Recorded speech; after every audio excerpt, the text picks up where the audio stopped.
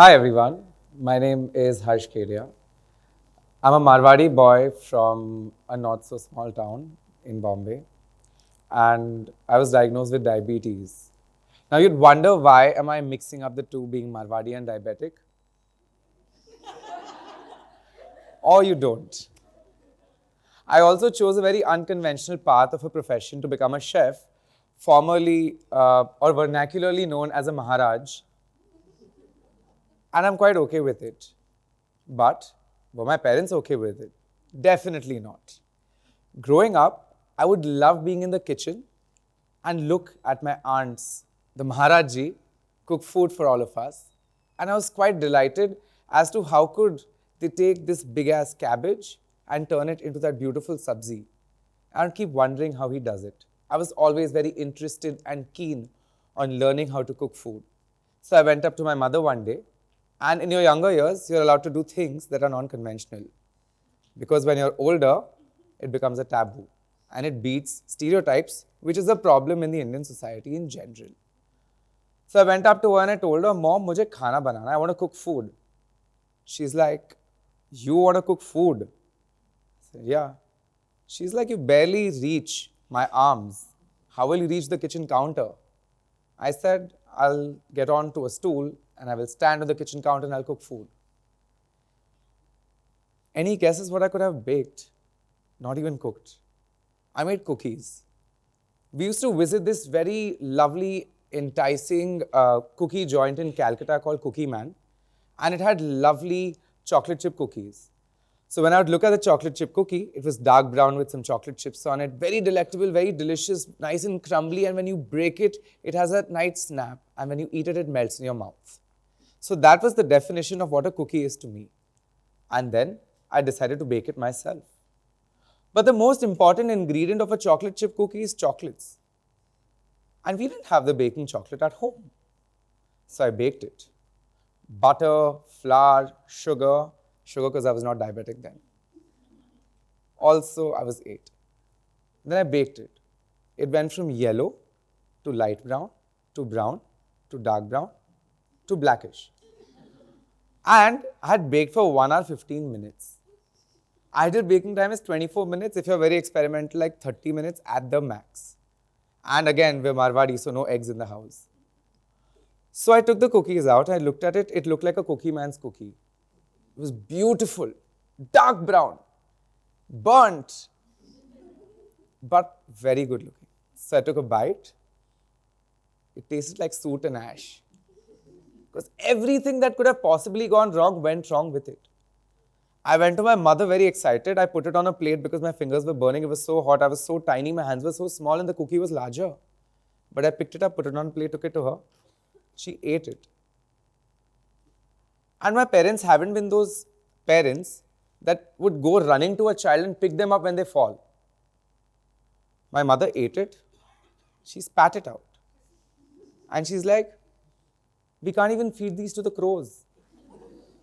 And she's like, you got to dispose of them. So she called our house help, our domestic help. And she's like, please, isko jaake fek do. I was a little disheartened, but I didn't give up. Talking about parents who go running to their kids and pick them up when they fall, while they're kids. And when I'd see that, I'd start laughing. I was like, why would you do that to your child? This is the fear that parents instill in their children much early on in life that I didn't have. When the child would fall, the mother would go and kick the ground or hit the sofa and tell the sofa and the floor, which can't possibly understand what the hell are you saying. No, child, it's not your fault, it's the fault of the sofa. No, child, it's not your fault, it's the fault of the floor. The child learns to develop that much earlier in life. My parents didn't give that to me. They told me, if you mess up, if you goof up, if you fail, you got to get up and you got to fight back. A little later on in life, I made a cake for a friend's birthday. This was just about 6-8 months into my diagnosis with diabetes. Don't be sad about it, it's fine. I'm just generally quite sweet as a person. And then when I would attend friends' birthday parties, I wouldn't be allowed to eat cake because my mom would sadly call the parent and be like, hey, so we're sending Harsh to your child's birthday party, but just don't give him cake even if he insists or cries.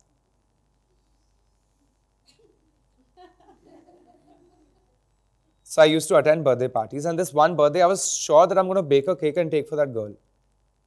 No intentions. That cake was for me. It was sugar-free. My first fearless experimentation post-diagnosis of diabetes. Mark my words, that cake was the most delicious cake I've had in my life until the age of 15. I've made better stuff now. I went to the birthday. I didn't have a cake box to take it to their house because, like, young boy, if I go to my mother and be like, hey mom, I need 60 rupees to go and buy a cake box, she'd be like, no. So we used to have these hardbound notebooks. I cut 2-3 sections of the hardbound notebook, put them together, taped it, put silver foil so the paper doesn't stick to the cake, and then I carried it with me. Reached her house, opened the cake, and I gave it to her. You know what she said? It looks like a plastic bag. I was like, okay, don't eat it.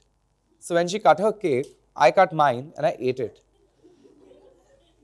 And everyone's looking at me. It's her birthday, why are you cutting the cake? I said, because I baked it for myself. And then I gobbled it. To my surprise, there were kids standing right around me. Hey, mere ko ek bite dena. And I was like, sure, go for it. The kids ate my cake, not that cake. Her father felt bad because her cake was like 3 tiers and very expensive. So that's how my journey of experimentation in the kitchen was successful. But remember, I said, beyond a certain age, you don't get away with things. Now, I went back home very confidently and I told my parents, I want to be a chef. My father very straight up told me, if you work in a hotel, you'll sleep under the street lamp, you'll clean dishes, you'll have to mop floors, and I was very happy about it. Because I had seen Bhaiya at home do it, my house domestic help do it. I was very happy. I was like, theek hai, I'll also do it. He was not wrong, because I eventually did do a lot of that.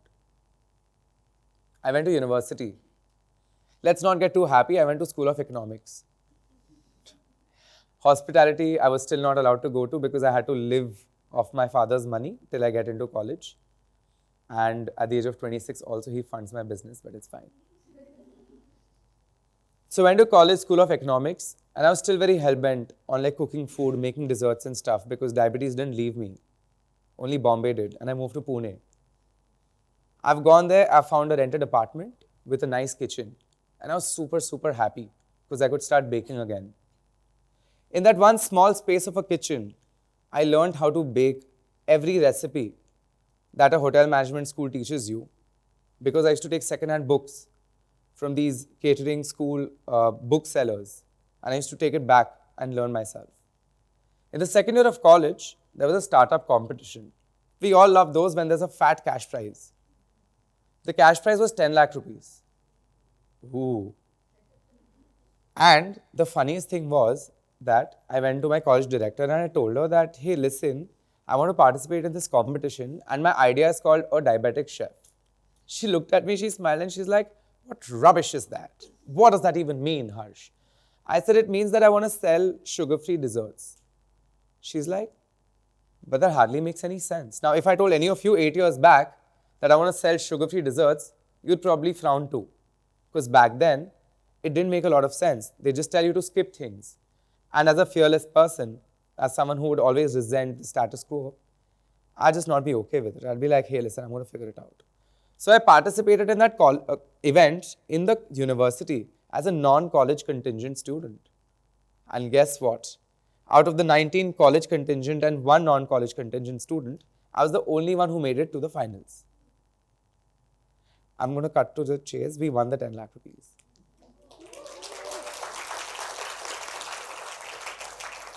To every great story, there's a but.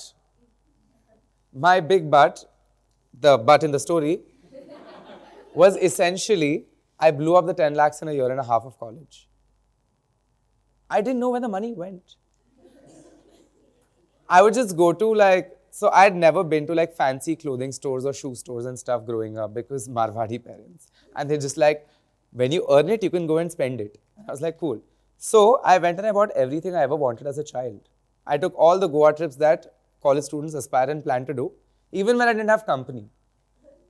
I'd just be like, oh, 3,000 rupees, it's so expensive.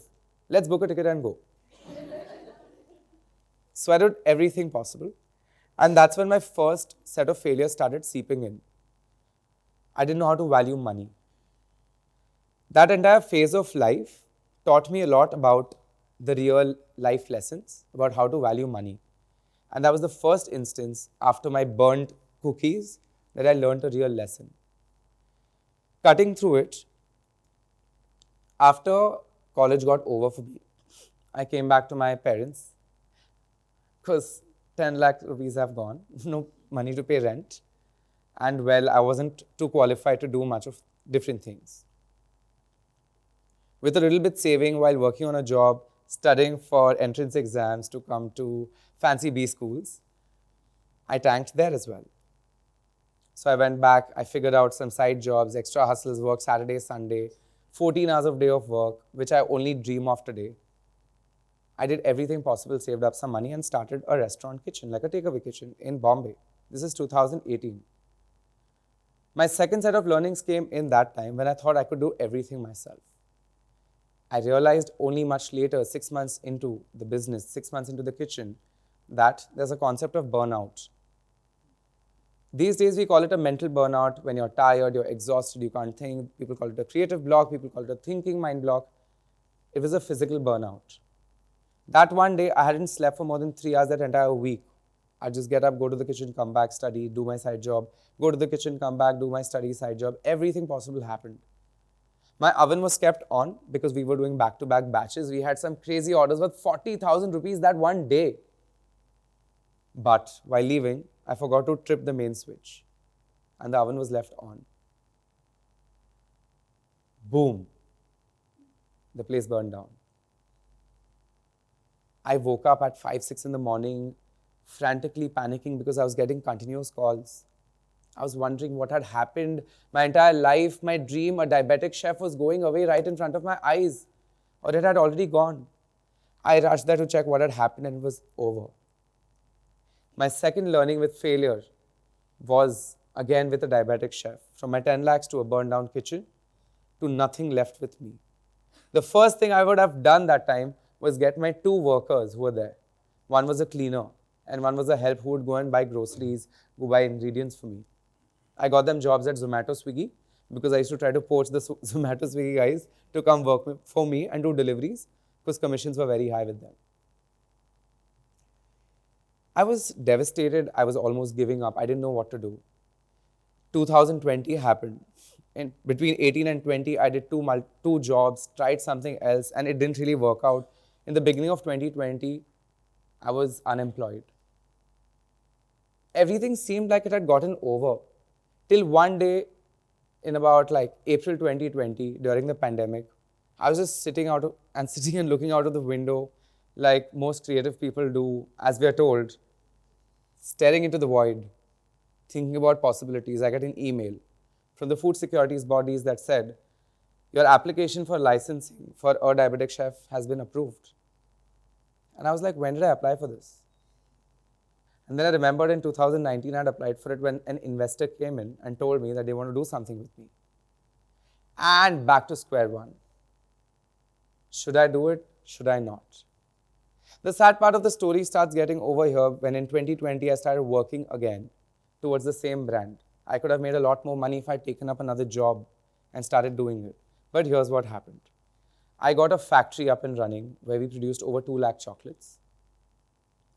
I have written a book which has recipes of some of the most stellar cookies and cupcakes, again without sugar. It was an Amazon rank 3 global seller. And I think we're doing quite fine. Forbes 30 under 30 called me last year and said, we want you to be on the list.